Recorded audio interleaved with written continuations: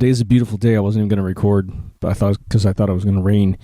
They gave a rain prediction for a week, and it's at least 50 to 60% totally blue sky. Warm. It must be like nearly 70 degrees out here. It's utterly fantastic. So I thought, I've been freezing my butt off wearing jackets through all the videos in the last couple months here, and why not get out and do something fun? So I've been debating on whether or not doing this particular episode.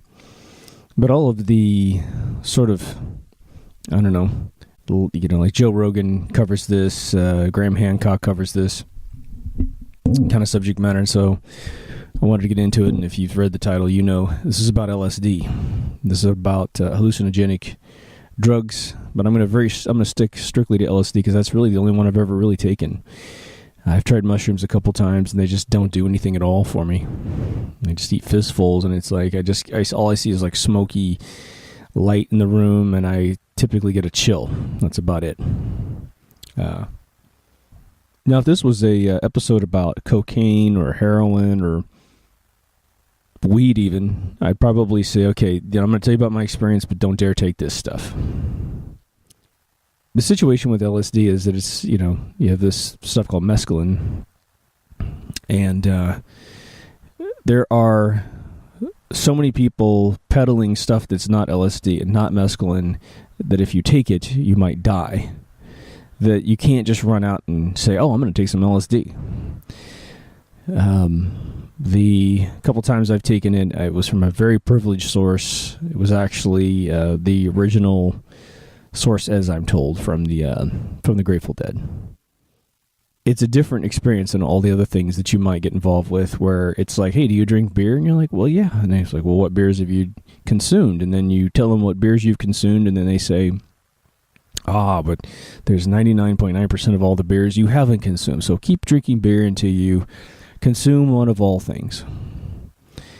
If you consume marijuana, then it's like, well, what strands have you consumed? Oh, well, you need to consume my strands, and blah, blah, blah, blah. When it comes to hallucinogenic, as long as it's the pure stuff, I think there's just really one avenue you need to go down. And the things that I learned about LSD, now I studied LSD for probably, 2 years, if not more, before I ever took it. And so I wanted to know, because it's a little freaky, right? You hear all this crazy propaganda about LSD. And the propaganda is very, very straightforward. It goes like this. If you take it, you can be stuck on a trip for the rest of your life. If you take it, you'll kill your whole family. Every single horrible thing that alcohol does to a person, every single horrible thing that's ever happened on angel dust, PCP, methamphetamines, heroin, is what's blamed on LSD. But the truth of the matter is that LSD doesn't do any of that stuff to you. Now, there are negative trips you can get on. And it's, as I have had it explained to me, some of the most outwardly peaceful people actually are tormented inside, and they're not really centered, and they don't really know. They're not really, combining their outside personality with their inside capabilities, or with their inside alignments, I should say. And so they essentially have a lot of skeletons in the closet. And those are the kind of folks that need to be very, very careful touching anything that's going to loosen up that closet door and let everything out. Now, it could be that you have this spiritual epiphany as a result of letting it all out, but you need to understand if you are tormented by something, and I mean really tormented by something, you might end up spending, I'm going to go through the trip and how it works, just so you know how it happens to you, because there's a lot of people talk about, I take LSD, this was this. They don't tell you exactly how it comes on you and exactly what stages to expect and that sort of thing in most cases, right? But you might exercise your demons a little bit. I don't know. I had two unbelievably beautiful trips, and they were both extremely different in their visual sense. I didn't see tremendous things like you hear rumored, But then I was in my 40s, and I have an extreme grip on my brain, which is why I think mushrooms just don't do anything to me. My brain just manhandles reality, and it can't let go.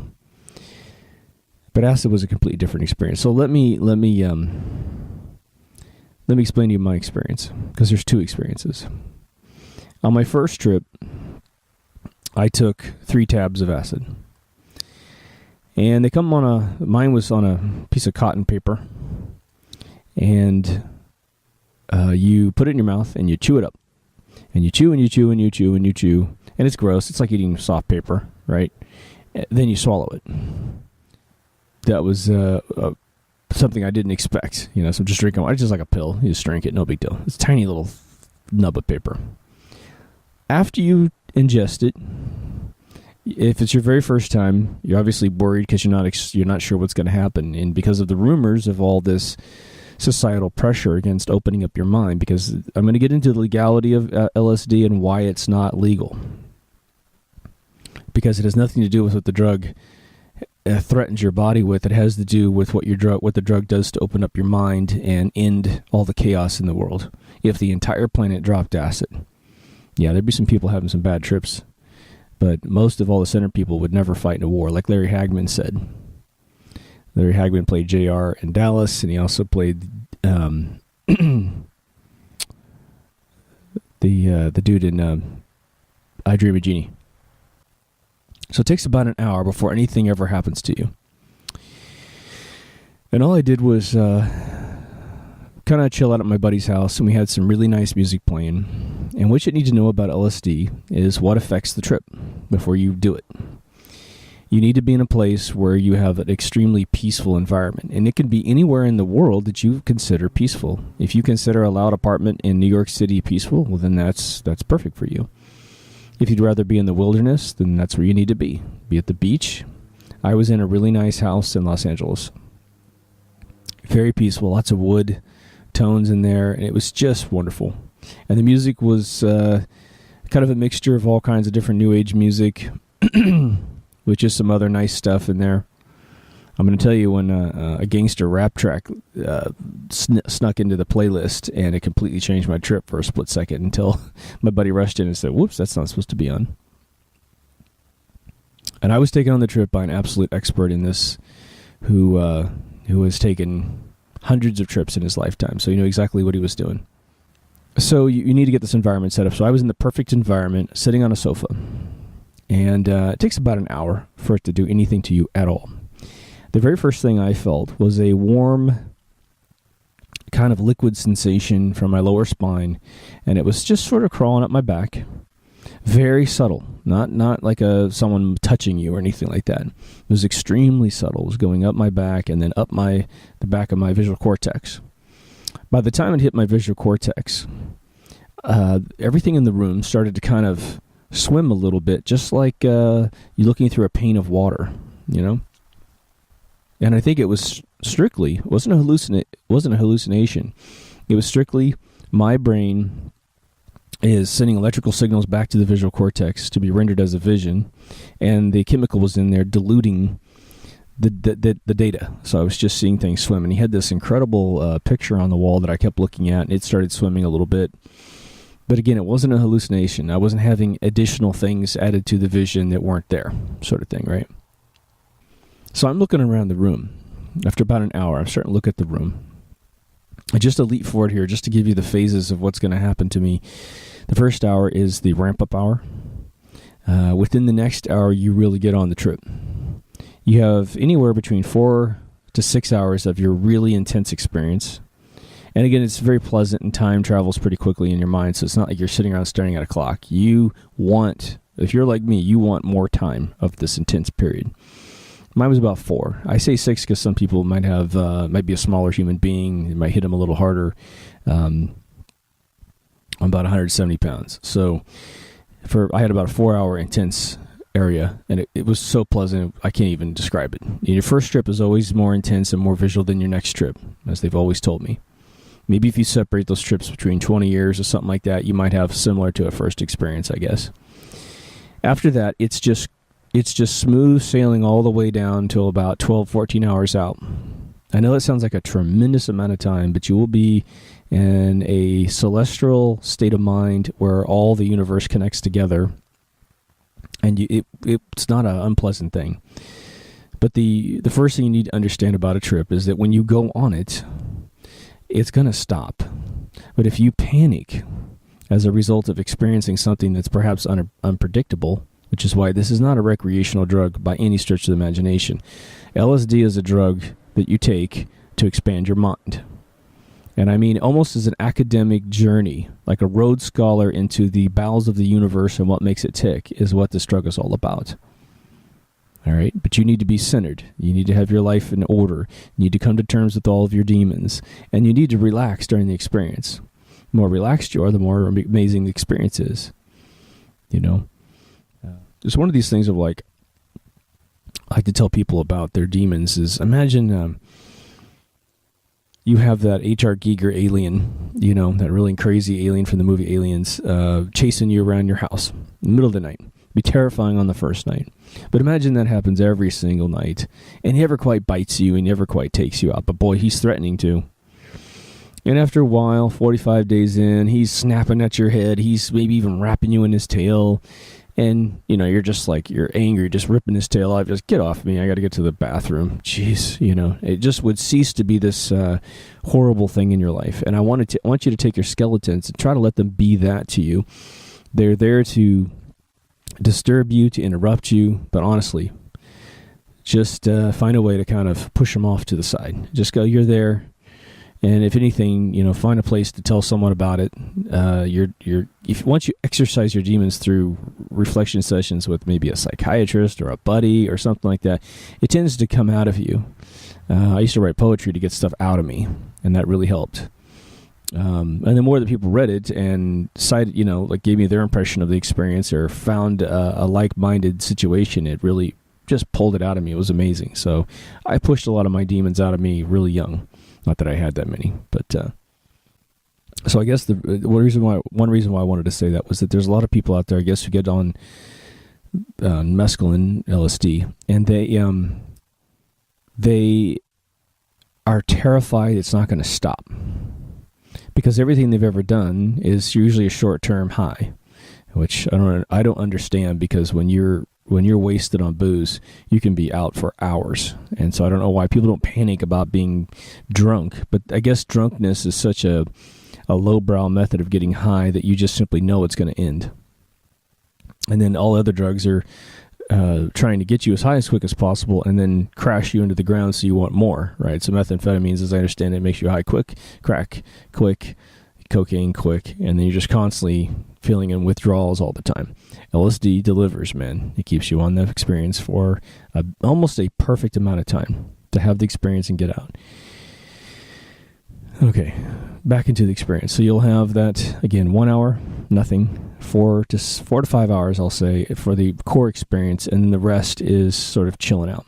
The way that it hits you is in what we call bardos. They're essentially like waves of energy that hit your body, in a sine-cosine wave. It grows very intensely towards the beginning, which is a wonderful experience. And then the wave starts to stretch out and the frequency starts to go down. So the bardos start to go slower and slower and slower, and they stop going as high and as intense. And you might ask me, what are you talking about? Well, what will end up happening, this is my personal experience with this, is that I would get a rush of energy. And it's not like a coked out caffeine feeling. It's more like just this unbelievable kind of almost spiritual weightlessness that you get. I would always feel and see fluttering of light, and so it would flicker off and on, you know, about that rhythm, and it was just the aperture of my eyeballs were. It felt like I was really dilated, but I wasn't. But I could feel like the wind on my flesh in a really vivid way. It was crazy, right? And we're going to get into some of the stuff I've seen while on this stuff, because it's just, it's mind-blowing, right? So I'm on the sofa for about half an hour within my second hour as the stuff starts to hit me. And I'm dying to see a melting hands and Salvador Dali kind of surrealism stuff happen to the room, and it never happened either trip. I took 6 tabs in my second trip. Still didn't see anything. In fact, my second trip, I don't think I had a single hallucination of any kind.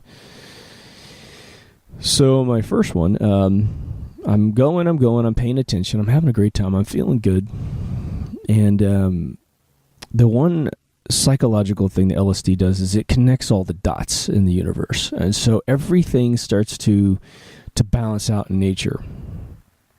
You start to see life force connecting across objects. You start to see theoretical connections of why things happen in the universe way more intensely than you ever did before. So my buddy, who's well aware of how this works, comes in and he finally says, how you doing?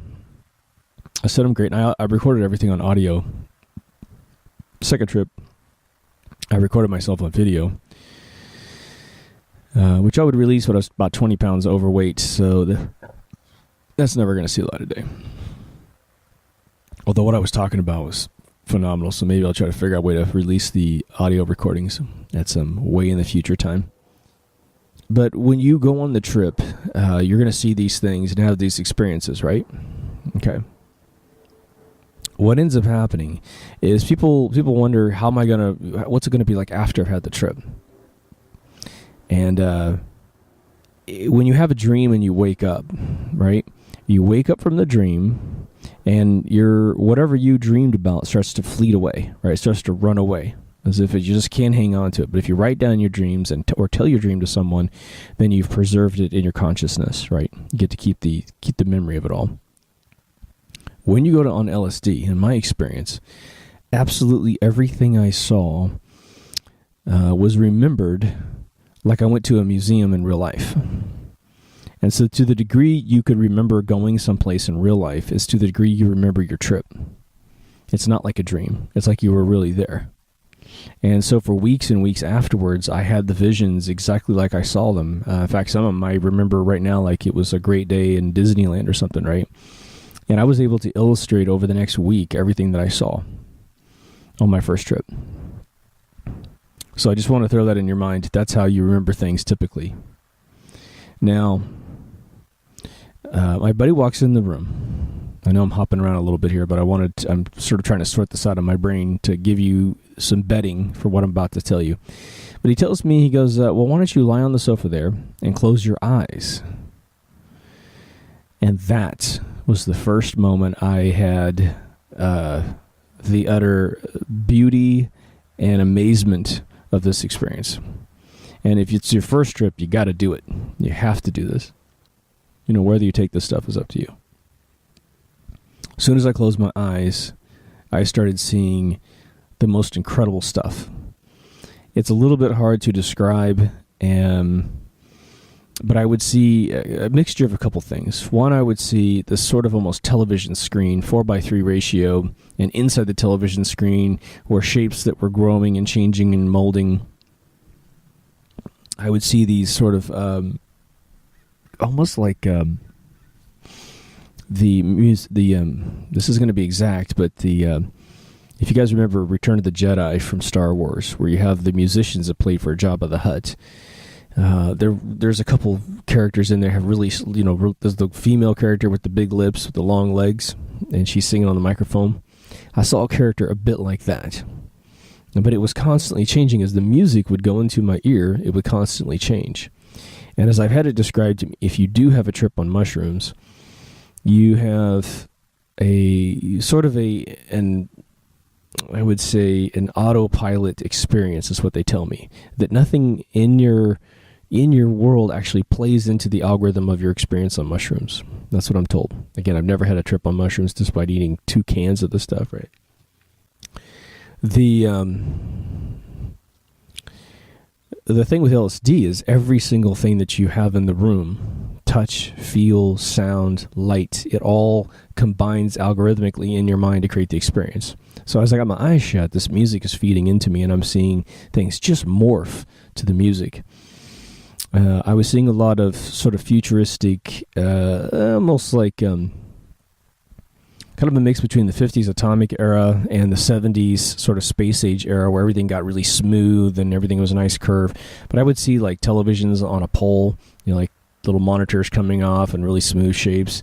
I saw at one point, I spent probably an hour looking at the coolest LA graffiti, sort of a Latin, Hispanic graffiti with these old 60s, slammed Oldsmobiles with grills with beautiful teeth in them, big chrome teeth grills, and a lot of female body shapes and stuff.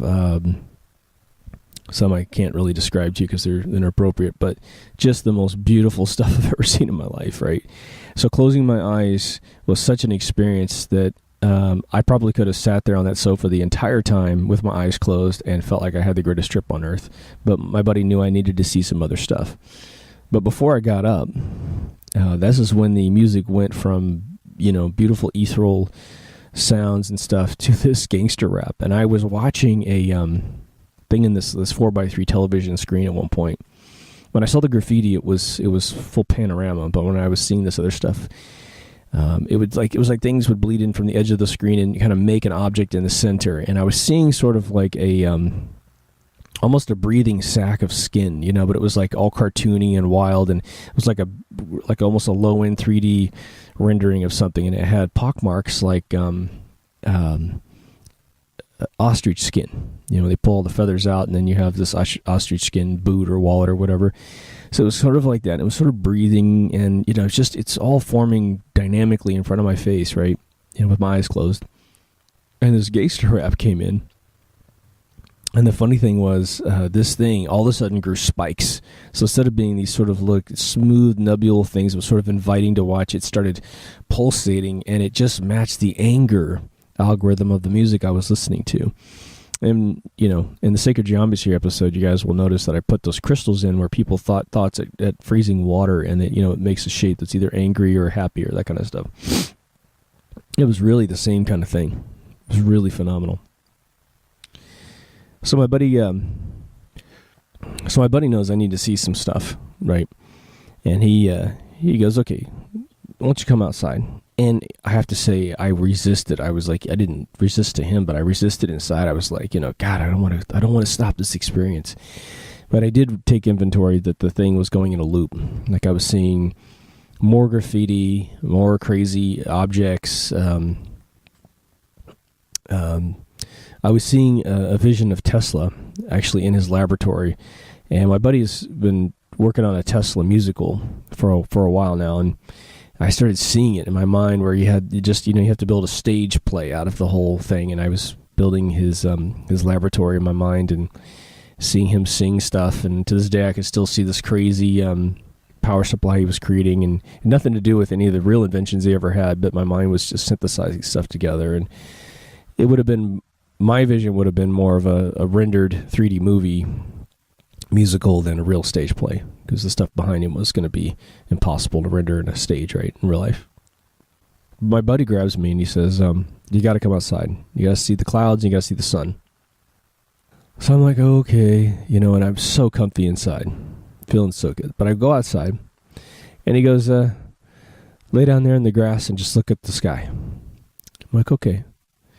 And I lay down in the grass and I look at the sky. And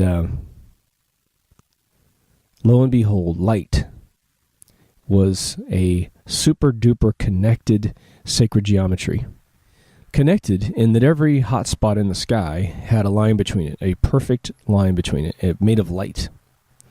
Each hot spot in the sky blew out this crazy kaleidoscope circle. So you'd have this kind of circle around it, and then inside was sort of this kaleidoscope thing, very low detail. Okay, it wasn't like 1,000 rotations of a kaleidoscope. It was more like, I don't know, I'd say 5 to 8 little circles, concentric circles inside, right? And it was based on the lumens of the light, right? The brightness of the light, the little circles were bigger or smaller. When I looked out at it, this is daytime, right? And it just looked like you could see the math of the entire universe by looking into the sky. Somehow my brain was making geometry out of what appears to be to the normal non-LSD eyes as just a chaotic fusion or diffusion of light, right? When it comes to discovering sacred geometry, I now think that people were on hallucinogenic drugs easily, and they were just drawing it all out. Now, another footnote about taking LSD, like I said, you probably only need to take it once or twice your entire lifetime. And I know that sounds maybe depressing. If you have a really good experience, you want to do it again. But the more you take this stuff, the less it has any effect on you. A different friend of mine, said that back in the 60s and 70s, a buddy of his moved out into the wilderness and got a tremendous amount of LSD when it wasn't, chased down by federal marshals. And he just kind of lived in the wilderness, lived in a cabin, hunted every morning, cut his wood, all that stuff. And he said he would take a tab every single day that he woke up. And he said about 2 weeks in, he could eat as much as he wants, and he'll never have an experience. He didn't feel any Bardos. He didn't feel any of the effect anymore. His brain had completely mapped out the experience. Because your brain recognizes the drug, right? And then doesn't give you the experience that you need, or that you want, I guess. So that's what happens if you take a lot of it. You'll never have an experience. There's no way to cheat. The brain will simply say, you get it. Move on. So I sat and stared at the sun not stared at the sun, but I stared at the sky for probably about 5 or 10 minutes. Not that long. Experience was pretty out there. It was a warm day in the summer. So I didn't want to start mixing, overheating and sweating with this experience because, again, everything that's coming into the body is being translated into visual and mental feelings, right? So my buddy had a couple chairs. He pulled out of his garage, like director chairs, right? And I sit down. He sits down. And it was probably about 2 or 3 hours into the experience. I didn't keep track of time. It was a nice day at that point. We started eating this stuff maybe around 10 o'clock in the morning. And so this is probably around noonish or so, maybe a little bit after. And this is when I had my 2 hallucinations. Extremely subtle, all right? And for those of you who've had much better experiences than mine, I'm envious, right? But you know how concrete on the ground, typically if any age, has little pockmarks in it, little holes where, the water was, the cement was overwatered and then it flakes out, right? So he has a driveway that's that smooth, beautiful, polished concrete. And we're sitting on this, and I look down, and there's little holes in the concrete.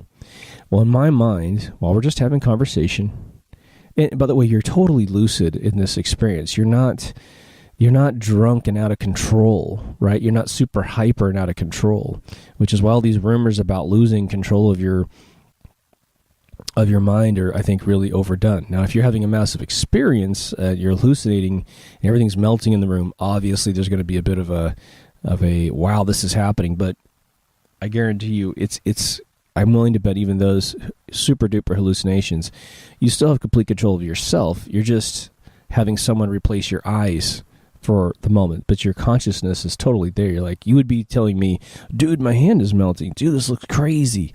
But you are you, and you're just seeing something nuts.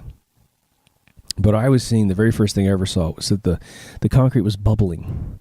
And it was bubbling in these little tiny, the bubbles were really tiny. I mean, they were like 2 millimeters to a millimeter little bubbles. And they were exactly the same size as the pockmarks that were in the concrete. It was very subtle. It wasn't like the whole thing was boiling or anything like that.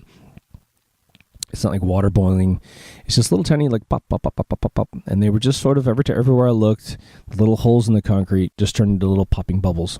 And as soon as they popped, it would be smooth again, So I saw that as my first thing. I remember going, damn, I'm actually seeing something that doesn't exist. And it was really cool feeling, right? Then he and I keep chatting. And I noticed he has this big bush against his house. And in real life, a bird was flying into the bush and probably taking care of a little nest in there and flying out, like going getting supplies or something.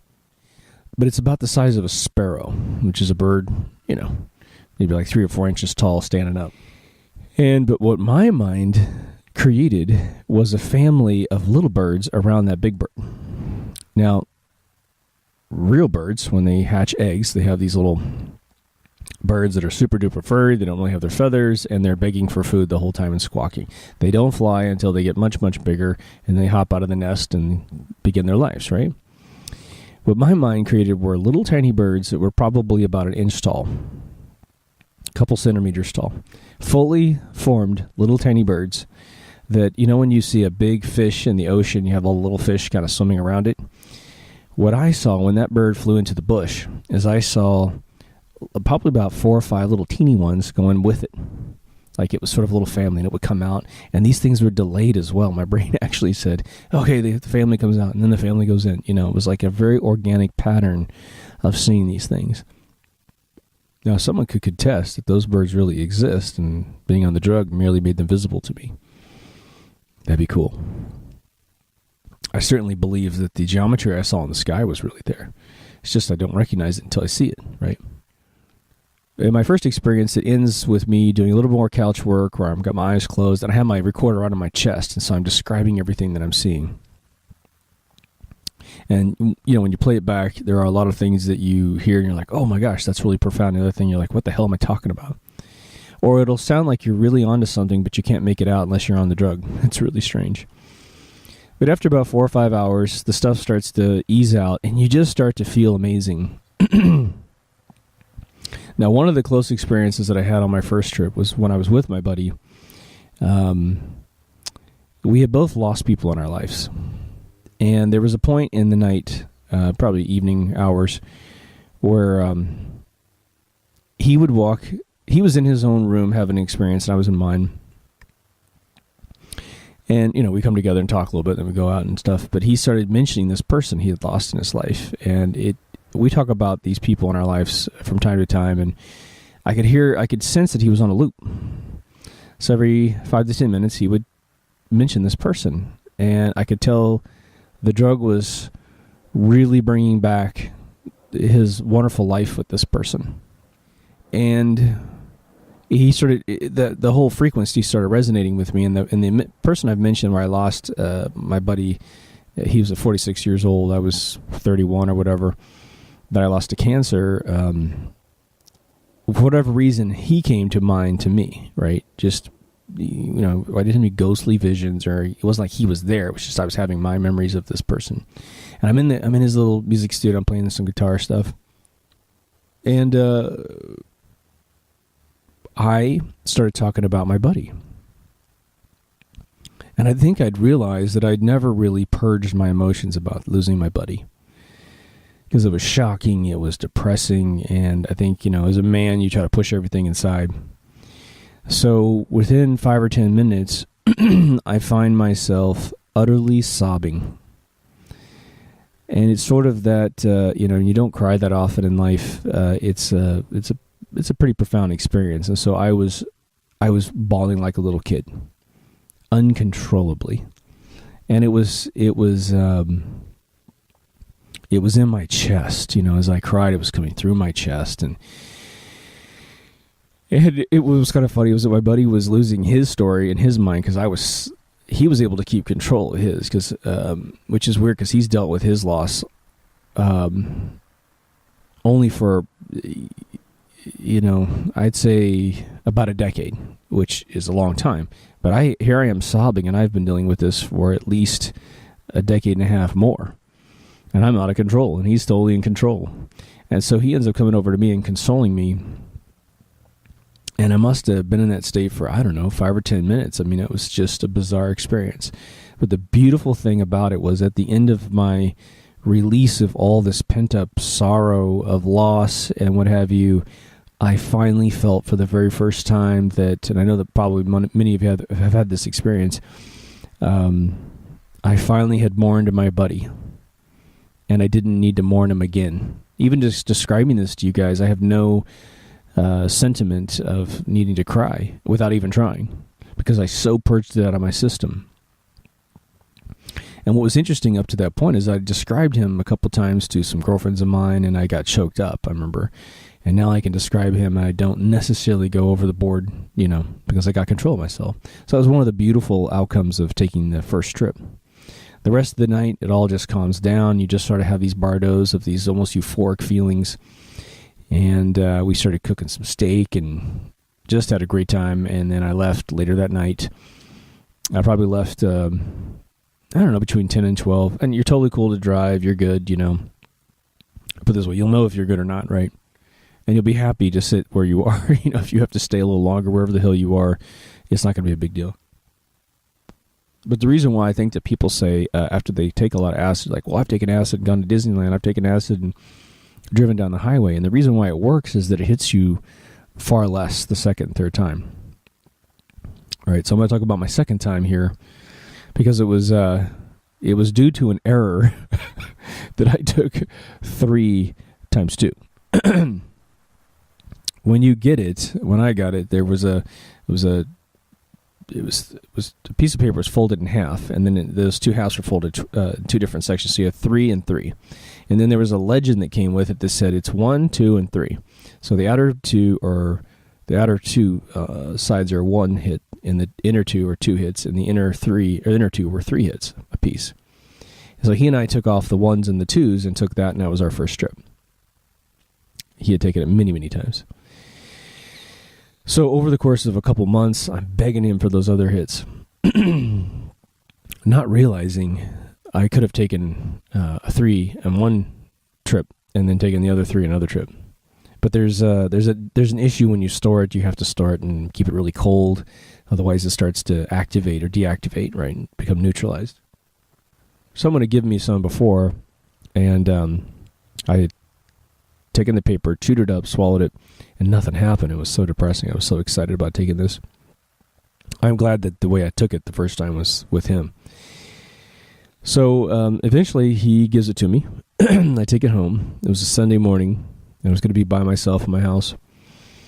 And so I chew up this paper. And I'm so excited because the first time I didn't take enough to really have that totally uncontrollable hallucination. That's my goal, is to get totally screwed up on this stuff and just see it happen, just to live in the Disneyland of my mind, because I have no demons, no ill feelings towards anything, really. And everything that's bad in life is just a matter of fact. Some people rule the world, they don't do a good job. Whatever. Maybe we'll get to them one day, right? So I start having this experience. Same thing. 1 hour, nothing. It starts crawling up my back. But this time I'm going to videotape it and I'm going to audio record it. So it starts hitting me. The bardos that hit me are extremely, extremely powerful. And it was still a wonderful, euphoric bardo. So you get this wave of energy that hits you, in my chest would just flicker with energy. I could just feel my skin flickering and just energy surging out of my chest. And so I'm sort of walking around my kitchen. It sort of got to the point where I was having no hallucinations at all. I lied down and closed my eyes and wasn't really having it. I prepared a bunch of music. I was going to watch a couple of my favorite movies and see what happened there.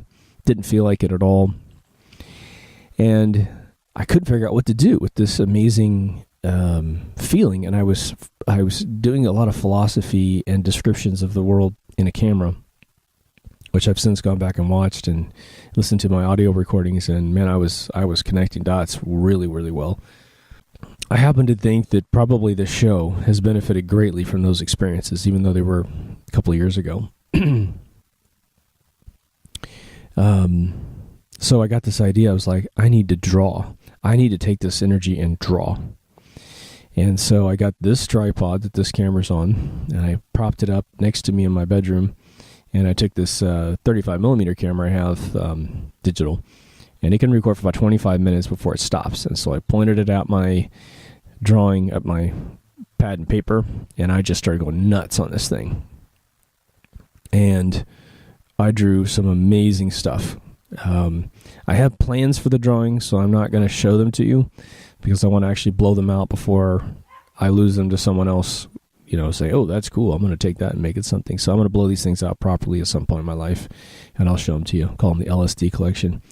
There's at least one fan out there I've shared them with. But the visual connections that you make are just as profound as the thought connections that you make. And so I must have drawn. I put on Tron Legacy soundtrack with the... I think I bought it that day. It was like this... because what happened with the Daft Punk guys is that they were approached by Joe Kosinski, the director, and he said, oh, this movie's going to be really fast-paced, make a really fast, super-duper soundtrack, and they did, And then he turns in a movie that is, moves like a snail. And so they had to create a totally new soundtrack for free. And this really cut a line between the two of them, right? So that second album that came out after the Tron Legacy album came out, that was supposed to be the soundtrack for the film. So I went and bought that faster paced stuff, and I have it blasting on my computer. I'm in the vortex of the two speakers and the subwoofer, and I am just drawing furiously in this book. And I literally drew until I stopped having the big 4-hour jaunt, probably subtracting an hour out of like, what do I do with all this energy? But you'll find that when I played it all back and I watched my face, my super fat face talking in this thing, you're in a super energized, peaceful state of mind. So you tend to talk at a pretty good pace, and your thoughts, I remember just staring out my kitchen window, staring into this backyard, and just having, looking for anything that would look strange, which nothing ever happened. I never had a single hallucination whatsoever in the second jump. And I've still obviously stayed home the whole day. But when I was drawing, what was happening was that I was seeing the world that I was drawing in the paper. And so I would see what I was having visions in the paper. And it wasn't like literal, like watching a movie, hallucinations, but it was almost like the overlay of your imagination not going away. So imagine imagining what you want to draw, and it's right there on the paper, and all you got to do is draw on top of it. For me, a couple of the drawings, I just started drawing lines and made it into something, like you do when you're just doodling, and some of it was like, there it is, trace over it as fast as you possibly can. And they were extremely diverse illustrations. Yeah, I mean, it was like... it was like female forms twisted such that you could look at them upside down and backwards, and they always had the female shape of the boobs and the butt. I had vehicles that were traveling away really fast, sort of hop into a beat with like a brain spinning in a jar at the top. I mean, I had a mountain with a face in it. I did just some crazy, almost video game looking stuff. I tried to illustrate some chrome for a really cool, like almost Monsters-looking vehicle, the old show Monsters. So, came off that experience, and I realized that what they said was completely true, and that the first experience is never going to really ever happen again unless you maybe separate it with several years, right? So, the other thing is that if you have the experience and you're like, God, I want to have the experience again, and you guys are wrong, and I'm going to get as much of this stuff as I possibly can, and pound it. Once you have your second trip, which I had within, I guess, 4 months of my first one, you're totally satiated, man. That whole feeling of you're going to show everybody up and you're going to have all these wild trips, it's not going to happen. And you feel it in your soul. You feel utterly satisfied that you sort of had the experience of journeying to that other part of reality. And you also get the sense, at least I did, that you do need to live this life. And part of it is to go and get the boon of understanding of peace and harmony of the universe and bring it back to this world and embed it into this world. That's sort of what I got out of it. But I went in with a very deep philosophical goal of expanding my mind. And I've been told for 20 years by my closest friends who had done it several times, who were my age, that I needed to take it because they could see, like, you have a pretty good mind, but you're a little uptight. You need to relax and just blend in with the universe. Some of that happened organically over 20 years, but this particular experience really kind of pushed it over the edge, Now let's talk about the legality of it. Here's the thing. I have a family member of mine who has a PhD. And when he was in the military, he was assigned to a group that was to study all the side effects of drugs. And he discovered very quickly that most of the drugs that were deemed illegal, like super duper illegal, like LSD, and in some cases marijuana in moderation, really had no side effects at all in the human body at all. In fact, LSD was classified as having no capability of causing you permanent damage. Now, you will have heard rumors about every horrible thing on planet Earth being associated with LSD.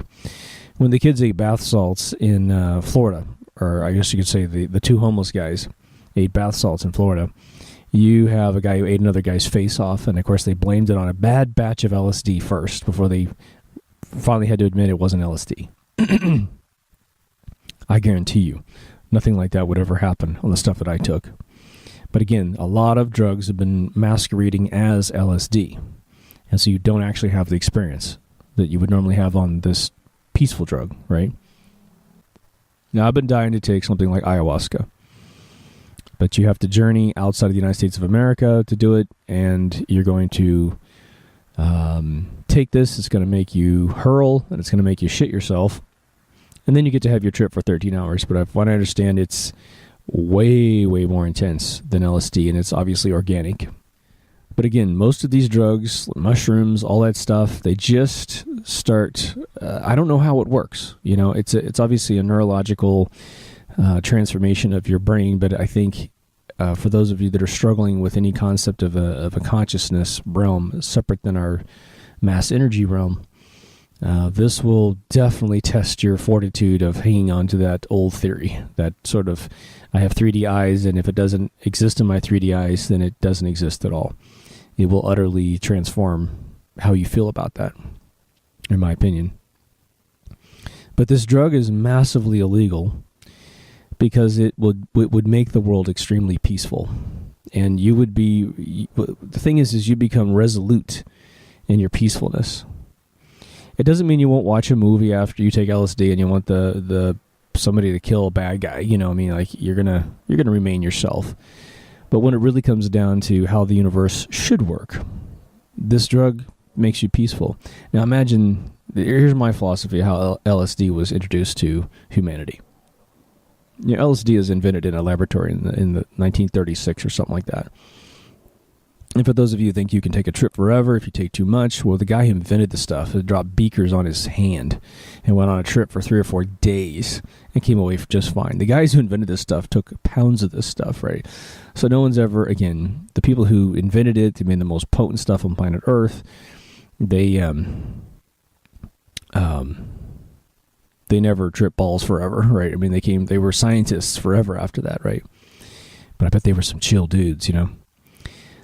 So we knew that this drug existed, and it blows my mind that they ever created it in the first place. The understanding of the scientists who created it was either serendipity / mistake, or it was someone really knowing what they were doing. But in the 19th century, or the 20th century, 1900s, you have a drug cartel that was blowing up in the world from the Italians. The Italian mafia had figured out how to create a drug and sell it.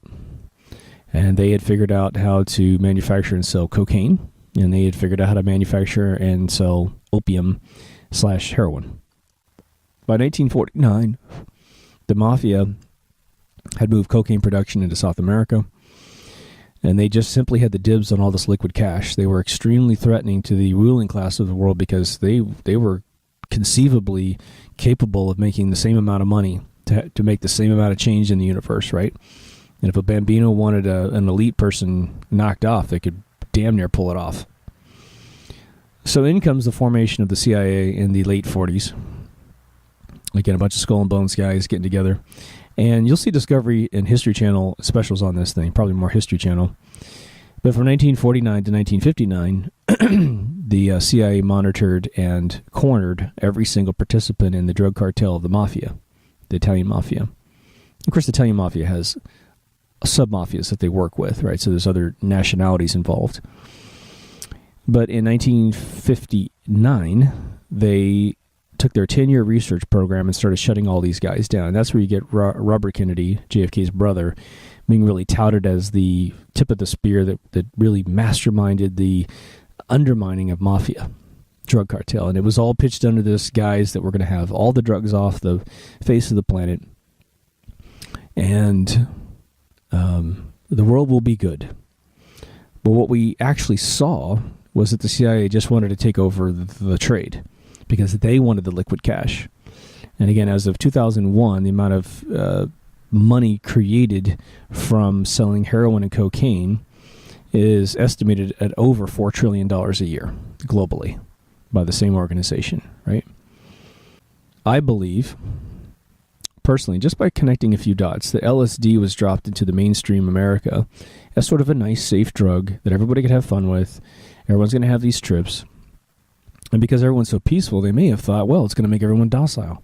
They're so peaceful, they won't want to fight us, the leaders. And we'll have a euphoric bottom of the pyramid, and the top pyramid can do all the crazy stuff that they want. Except it backfired on them. When LBJ created the false flag Gulf of Tonkin, which is two naval events that never occurred, and they start this war to borrow a bunch of money from the bankers, they drop this drug, and they create this 60s revolution, which was sort of like mid-60s, right? Well, eventually, when the kids started taking all this stuff, and America was very healthy, very educated, people didn't want for much, the poverty levels of America were very low. You had kids starting to see the peacefulness of the world and started to see love and feel love in a way they'd never seen it before. So by 1969, you have this huge contingency of American citizens and European citizens all strung on LSD, not cocaine, not heroin, and barely weed, right? And weed was brown back in the day, right? Weed was not what it is today. Weed is chronic today, right? The stuff I smoked when I was 9 years old, the brown weed I smoked several times when I was 9, it doesn't compare to the stuff today, right? The stuff today will put a grown man on his back, right?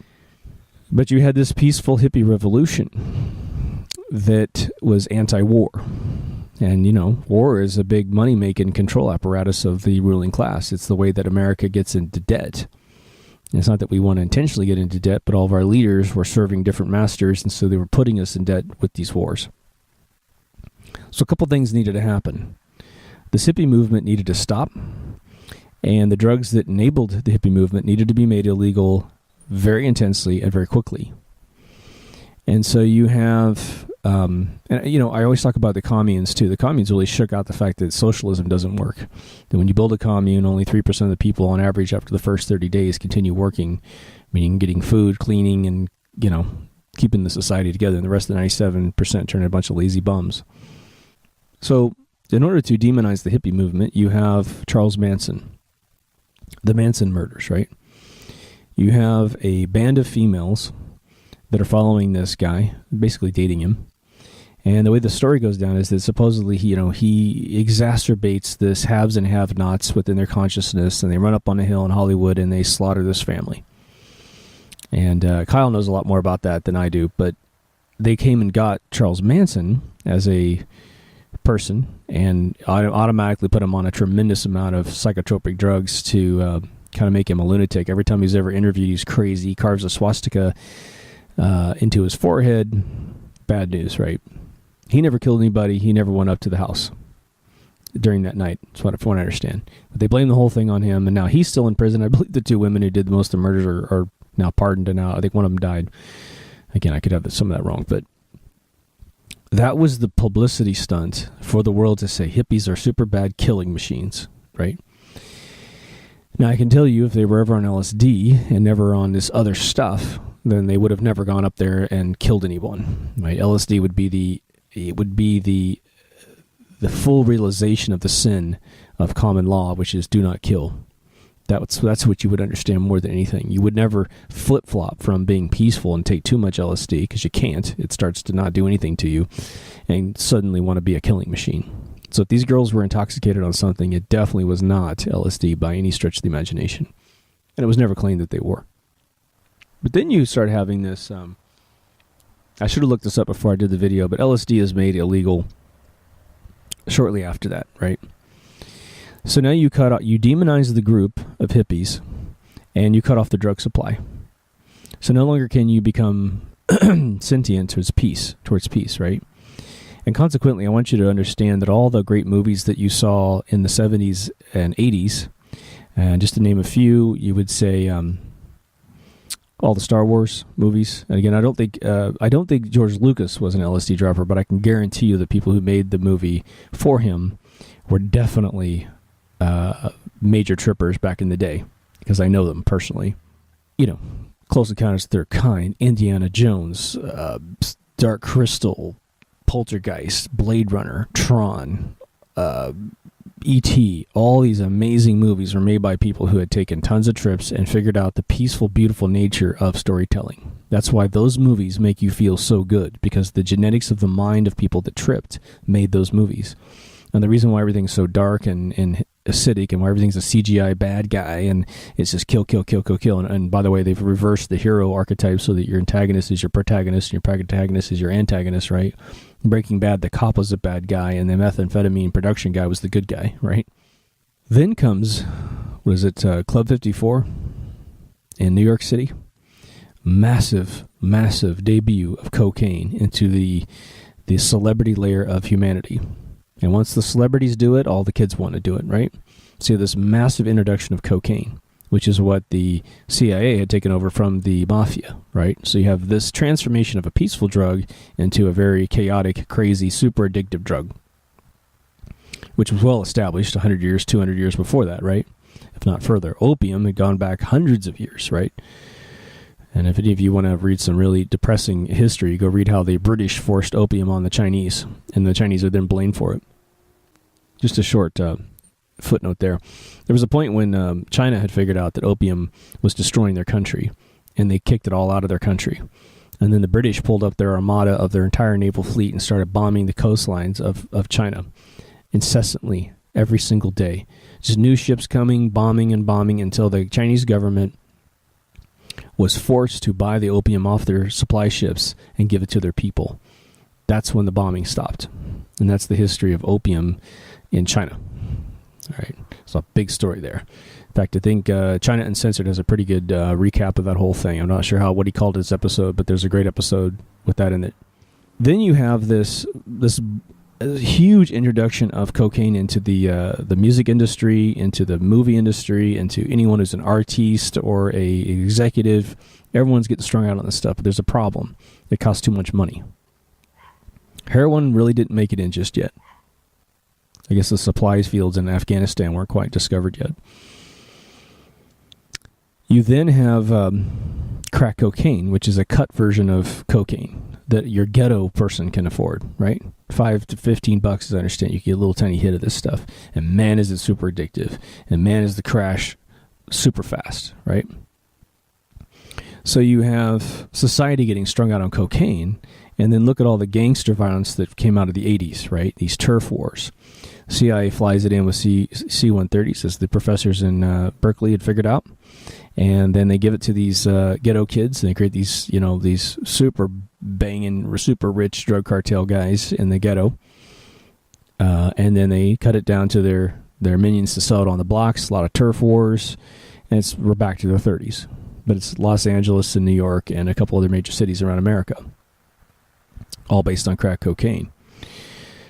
Well, then you have the heroin eventually gets debuted into the United States. Talk about a drug that's unbelievably destructive to the human consciousness, and Europe's got problems with it as well. But Europe's been a little bit more intelligent about it and created heroin clinics, right? Again, there wouldn't be LSD clinics, right? The more you took LSD, the more it would do nothing to you. So it's just a self-defeating drug the more you take it. It's the heroin sales that dwarf the cocaine sales in this country, in this world, right? Of course, there's medical uses for it. You got morphine derivatives and that kind of stuff, right? A lot of us forget that when 9/11 happened, the Taliban had cut down all the poppy seeds in Afghanistan because drugs are against their religion.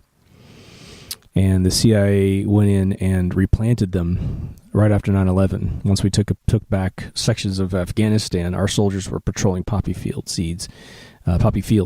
by November of 2001. And the way the story goes via Michael Rupert is that they'd overproduced in 1999 and 2000, so they had a huge stockpile available so they could go a few months without having any supply problems. But the drugs that are still out there, the ones that aren't demonized in film and television, are cocaine and heroin, right? And of course, weed is super popularized because weed will destroy the mind of a young person. Weed may not, there's a lot of studies that say it actually does affect your brain, but regardless if weed has any side effects to you, the one side effect, it'll make you lazy as fuck. And obviously it'll make you hungry all the time, depending on what you take. And so you get obese, your life goes to hell.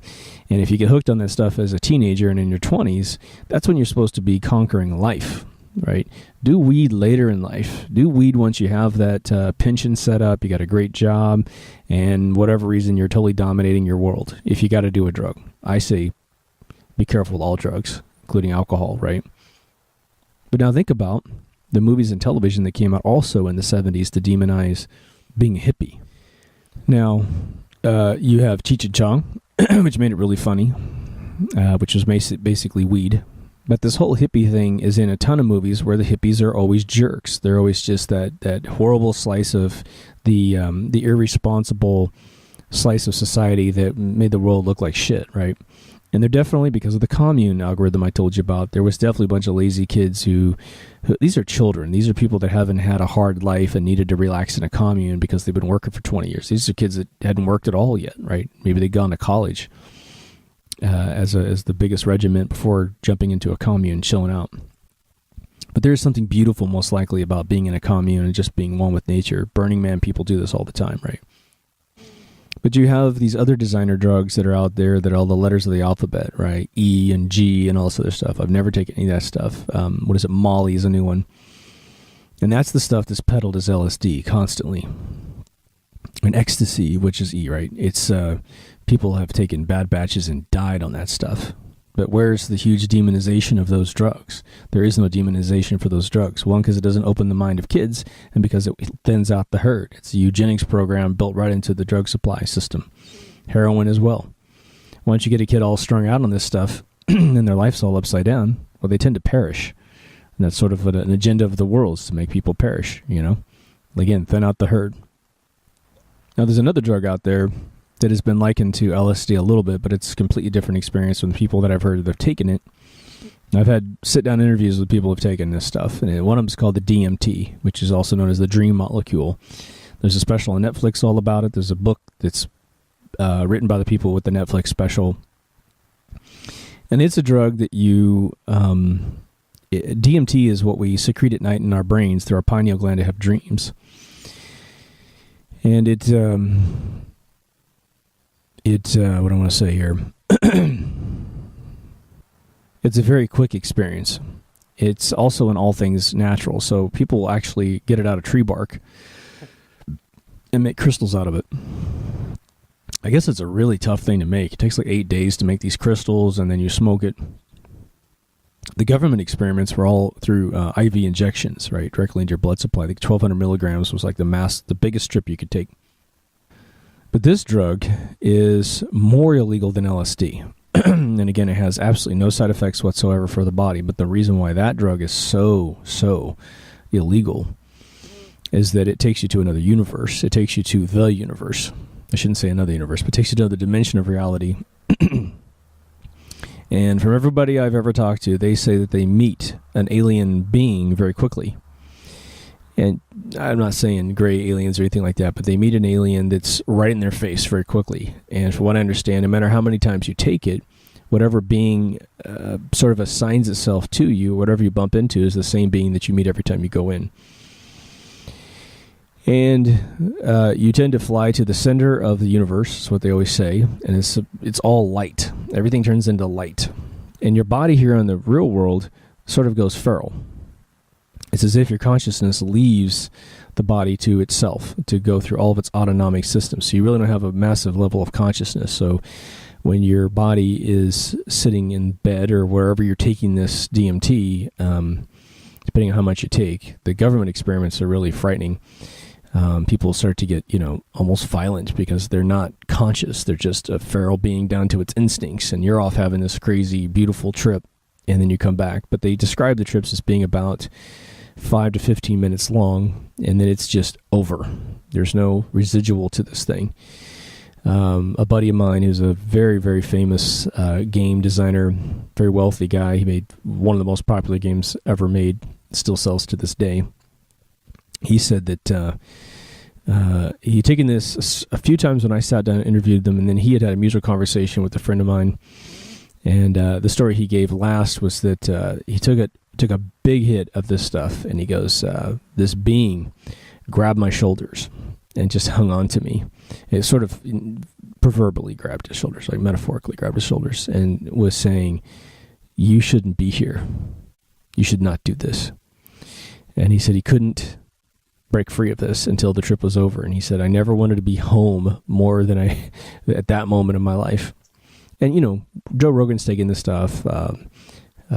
Graham Hancock's taking this stuff, and they haven't had that quite such a threatening experience. But I have to take, you know, I don't know this guy takes it that well, you know, so I can't say, you know, he's got a intense constitution, but I think he does. And so I've never taken that. But again, it's a drug that doesn't have any residual effects on the body whatsoever. People have taken it in laboratories over and over and over again. And I guess it gives you a pretty similar experience every time. It doesn't diminish like LSD. But I want to finish up with a story that I have actually given in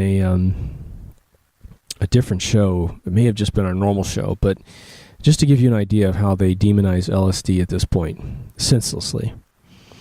There was I was sitting with a girlfriend a while back, and we're watching TV, and it was a show that was made, I think, in the late 90s, early 2000s, and it was sort of this detective show, like an NCIS sort of thing. And the episode is that this father is driving with his son down a dirt road at night, and he starts seeing things on the road. He starts swerving the car, and his son wasn't paying attention, so he tells his son there's something in the road. Eventually, he swerves bad enough that he pops the tire. He has a pullover in the middle of the night. He gets out to fix the tire, but he tells his son, "Don't come out. Whatever you do, don't come out, because there's something out there, and I don't want you to get hurt." And so he starts trying to fix this tire, and just a few seconds into fixing the tire, he sees these shadowy figures in the forest, and he starts taking the tire iron and swinging them at these shadowy figures. And then this last shadowy figure comes up, and he beats the living shit out of it. And it turns out it's his son. Now, the reality of what you saw was you never saw him actually hit the son, because it was this shadowy figure. But in reality, he would have killed his son in 2 seconds with this tire iron. You know, tire irons can pop your head. The next scene is that the child, was going to recover somehow, and his father got a bad batch of LSD. That's how they told it. Now, a bad batch of LSD would mean it's not LSD, is what they would have to clarify, but they never clarified that in the script, and it went the whole distance of this episode. And, it infuriated me to see that episode, and I started talking out loud and pissing off my girlfriend at the time, and she got all up in my ass because she's never taken it before.